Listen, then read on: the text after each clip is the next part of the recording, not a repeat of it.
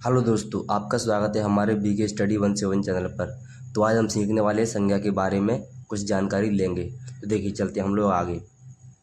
देखिए, पहले हम देखेंगे संज्ञा की परिभाषा, यानी कि किसी वस्तु, व्यक्ति, स्थान या भाव के नाम को संज्ञा कहते हैं। ठीक है, संज्ञा की परिभाषा होगी। अब हम लोग चलते हैं आगे। उदाहरण के लिए, जैसे उदाहरण के लिए व्यक्ति का नाम बोला, उसमें किसी वस्तु, व्यक्ति या स्थान के नाम को संज्ञा कहते हैं हम लोग। तो आगे देखते हैं, अंशु, राजा या कमला, यानी कि ये इंसानों के लिए हो गया, यानी व्यक्तियों के लिए हो गया।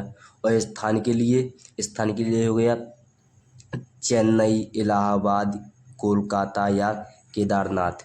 और रही वस्तुओं की बात, तो वस्तुओं देखिए, यहाँ पे लिखा है मकान, टेबल और कुर्सी, यानी कि मकान, यहाँ पर ये मकान लिखा है, टेबल, मेज, कुर्सी। देखिए, ये संज्ञा की परिभाषा हो गई और उदाहरण भी हो गया। हम चलते हैं संज्ञा के प्रकारों की तरफ चलते हैं। अब आगे हम देखेंगे संज्ञा के प्रकार, कि संज्ञा कितने प्रकार की होती है। जो देखिए, संज्ञा के 5 प्रकार होते हैं।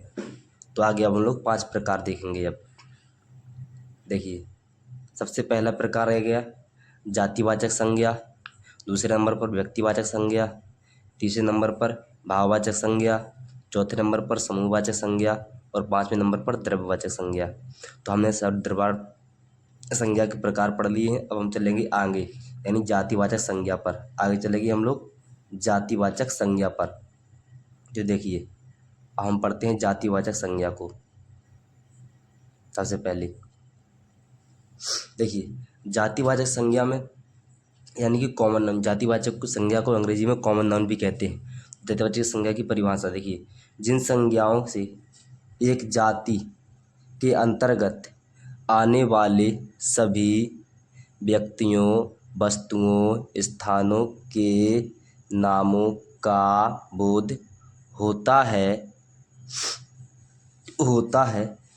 तब वहाँ पर जातिवाचक संज्ञा कहलाती है, यानी कि तब वहाँ पर जातिवाचक संज्ञा होती है।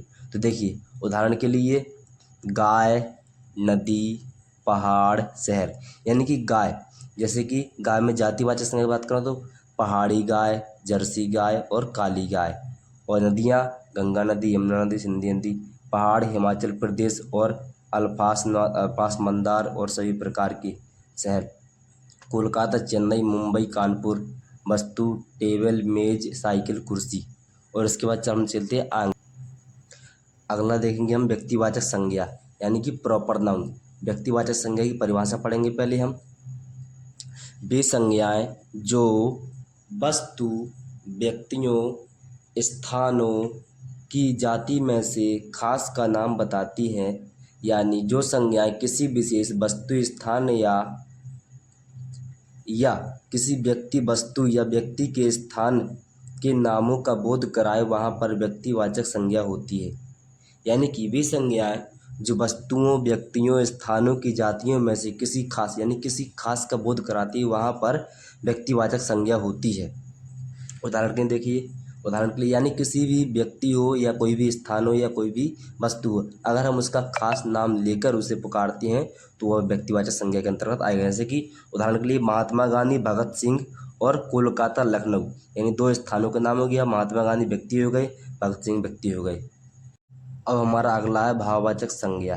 देखिए, जिन संज्ञाओं में पदार्थों या व्यक्तियों के गुण, धर्म, दोष, आकार, अवस्था, व्यापार या चेष्टा आदि का भाव जाने जाएं, वे भाववाचक संज्ञाएं कहलाती हैं। चेष्टा आदि भाव जाने जाएं, वे भाववाचक संज्ञा कहलाती हैं।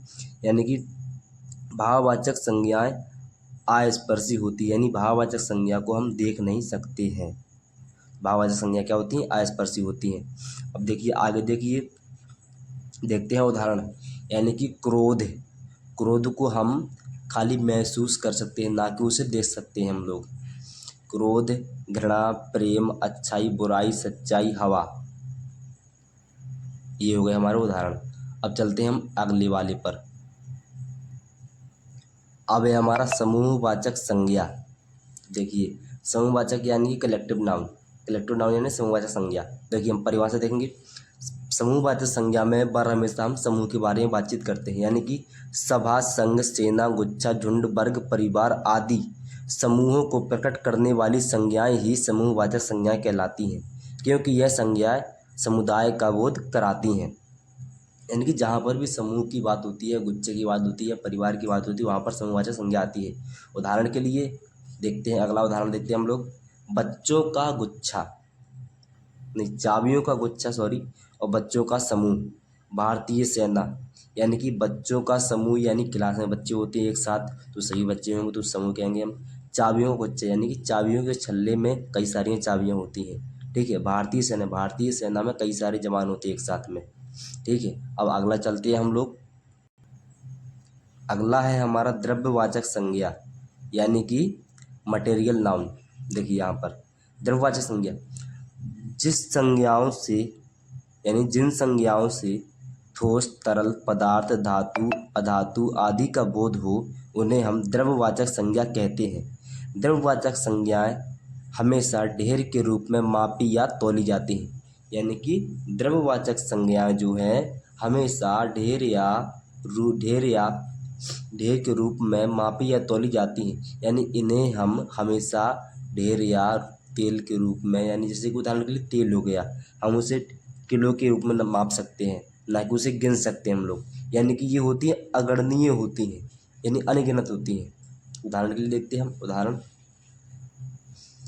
उदाहरण के लिए लोहा, सोना, चांदी, तेल, घी, पानी, डाल्डा, मिट्टी, सब्जियां, फल, अन्न, चीनी, आटा, चूना, यानी इन्हें हम सिर्फ हम इन्हें तौल या माप सकते हैं। इसमें आई होप आपको यह वीडियो पसंद आया होगा। अगर आपको यह वीडियो पसंद आया तो वीडियो को लाइक कीजिए और चैनल को सब्सक्राइब कीजिए।